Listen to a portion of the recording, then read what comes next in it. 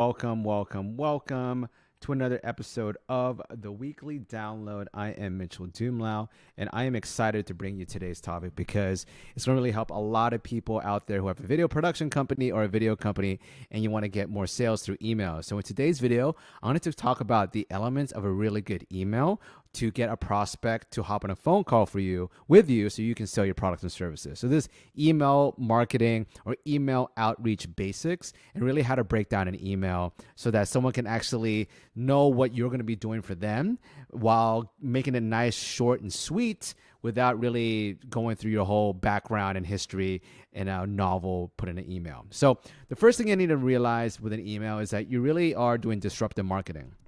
You're really bothering somebody in their day, during their day. Okay, everyone has emails. Everybody's trying to, get everything out of their inbox, and they're only really paying attention to things that really catch their attention. And so you got to realize that no one's going to really read a 5-paragraph email from you, and that you need to make it short and sweet, and also mention basically what you're going to do for them or for someone with your product or service, rather than saying, hey, I've done this, I've worked for these people, I've done this, look how amazing I am, do you want to work with me? It's more of like, hey, I help people do this.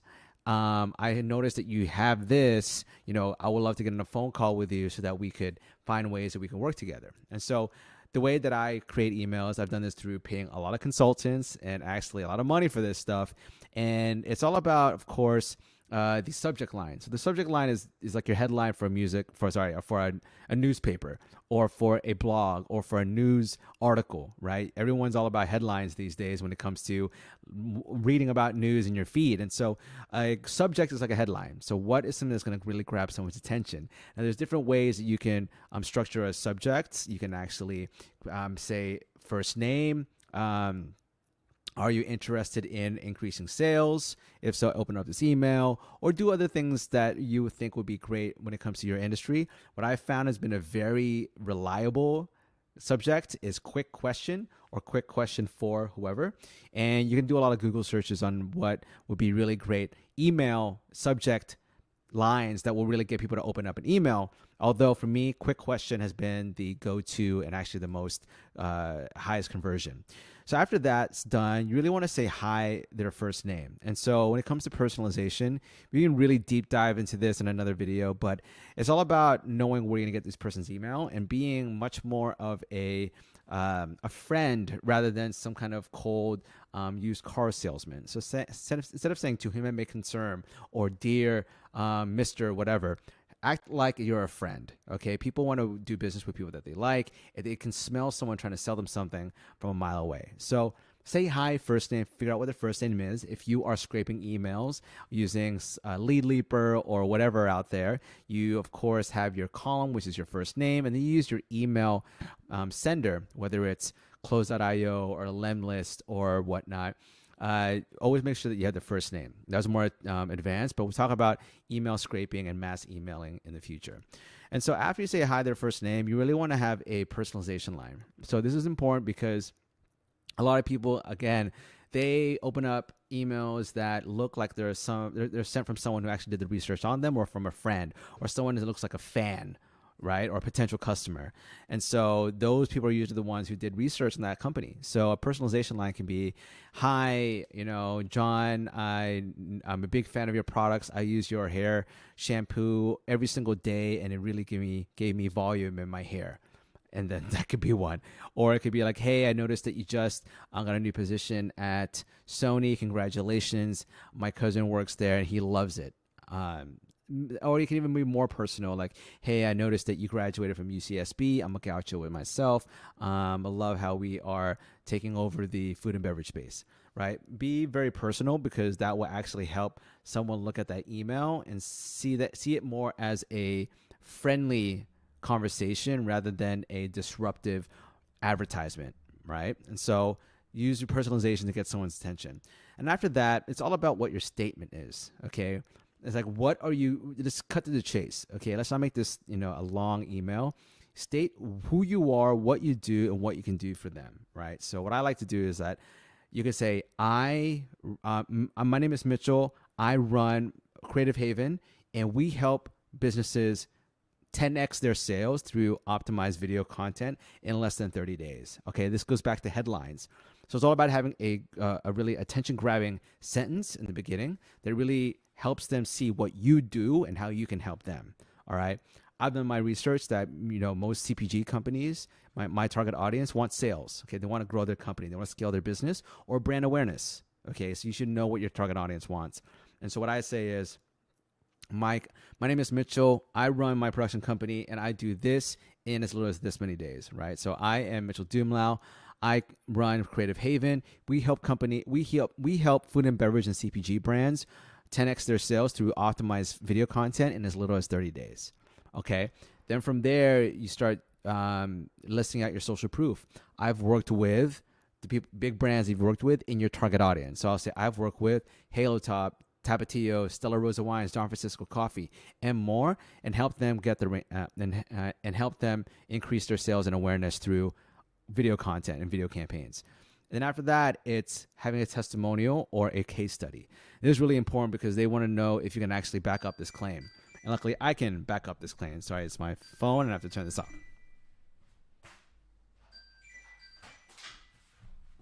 All right, well, that's embarrassing. Anyways, so for me, when it comes to the case study, this is one of the crucial elements of an email and also as a business in general, because you want to be able to back up your claim that you can actually perform that big, bold statement that you just said beforehand. And so what's great about case studies over testimonials is that people want to see if it actually has worked for someone rather than just someone giving you highlights or being very complimentary or just saying positive things about your company. People want to see the journey that someone took with you in order for them to get the results they wanted. And so I have my own case study of someone I did get someone 10x their sales in a very short period of time. And so again, you state what you do, you have social proof of who you work with, and then you have proof that you've done it before. And that's a paragraph or 3 sentences. And then from there, it's just saying, I'd be curious to know more about your work at name of the company and see if there's potential for us to collaborate on future projects.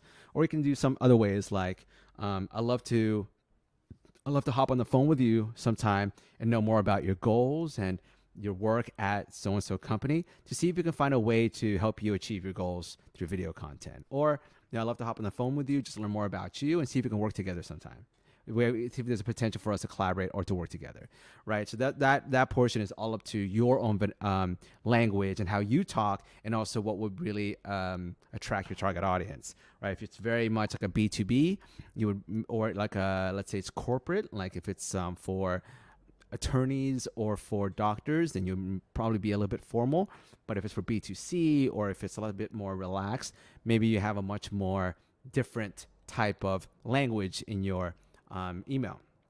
And then from there, you ask them, okay, when would be a good time for you to hop on a call, quick 15-minute call to see if I can help you, grow your brand with video content. And so from there, then you either you can ask them for times, and then you give them, or ask them for their phone number, right? And then you can also post your Calendly. So you're gonna give them like choices to do something, right? So you can say something like, are you open to jumping on a quick 15-minute call to see if I can help you generate 400% ROI with commercial quality video content? If so, here's a link to my calendar to book a call, or just respond back with your best phone number and I'll give you a ring. Okay? So that right there is a very simple email with a CTA at the end. And that is the best way to kind of get someone interested without reading a novel for the email. Now, what's really important is your signature as well. It's important for a lot of reasons, but the 2 main reasons that it really helps you, it really helps you include information that you would want them to see, like your portfolio, your reel, more case studies, your podcast, maybe more videos on YouTube, or your free online training or a lead magnet, and also 2, it's good for email deliverability because for spam filters, it's better for you to have a signature rather than just having an email without a signature. It's just the way that it has been when it comes to spam. And it's better for your email to be delivered if you have a signature that includes your address, includes your name, and it includes your company name and the contact information. So it looks professional. And also, if it is spam, they have the opportunity to call and see who you really are. And if you are really just a decent person like I am, you wouldn't mind, because my emails aren't going to be something that's going to be sold on the black market. So that's really important, is having a signature. And what I like to put in my signature is my name, company name, as well as my role. What I do in my company, I help grow your business with video content. A link to my Calendly. I also have my website, my email, phone number, and also my address. And then there's a LinkedIn link as well. And if you want to go really down and dirty, you can put a company reel and portfolio, more case studies, your podcast, YouTube, whatever it is, you name it. Okay, so those are elements of a solid email for email outreach to get a prospect to get on a phone call with you for you to actually sell your product and services. And so the thing about an email is that you're trying to sell the call, not your product. And why that's important is that if you're trying to sell your product over email, you're not really giving yourself an opportunity to explain even further what your product does, or at the same time learn more about the other person to really give you a more customized pitch, and at the same time be able to handle objections live rather than over email. When you try to send your prices over email or answer questions over email, a lot of things get lost in translation with text. We all know this because we text each other, and that you've had a moment where you've texted someone and they took it the wrong way. I've always found, and people have always told me, that it's best to get someone on a phone call for sales, because there are no lost in translation. You get more clarity, and you also have the opportunity to talk rather than having an email kind of state everything in one go, because you never know if they're going to read that email once again, because they can just bury it in their inbox. You get on a phone call with them, you can ask them all the questions you need, you can handle all their objections, you can do everything you need to do to get that sale. Okay. And so remember that your email is to sell the phone call. Your email is not to sell the product. Like, I sold the product a little bit, telling people that I help brands grow online with optimized video content, although I'm telling them, hey, let's get on the phone call so I can tell you more about how I can help you get these results. That way, it's more of a customized plan rather than a blanket plan or a general plan. So again, just try your best not to have 15 paragraphs in your email. I used to do that. I know how it is.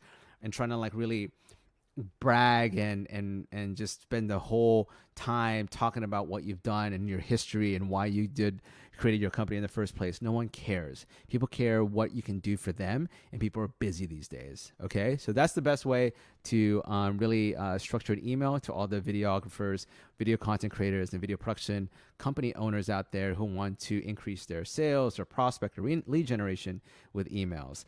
Again, thank you again for watching. I really appreciate you for tuning in every single week. And please, I want to remind you to actually share this with anyone you think would find this helpful. I really would appreciate that, because I'm giving some fire right now. I'm in the trenches, building my company, doing really well, and I'm just trying to give people the knowledge that they need in order for them to build their videography career, filmmaking career, or their video business. Because I really do care about helping others, because I know how it is trying to just start out or just starting out and not having that help and not having that mentorship or that information. And I really want to help you out there. So like, comment, and share this with anyone you think will find this helpful. And if you have any questions, email me at mitchell@videcontentschool.com or leave a comment below. And tune in again next week on Monday. And I appreciate you, and I'll talk to you or see you later. Bye.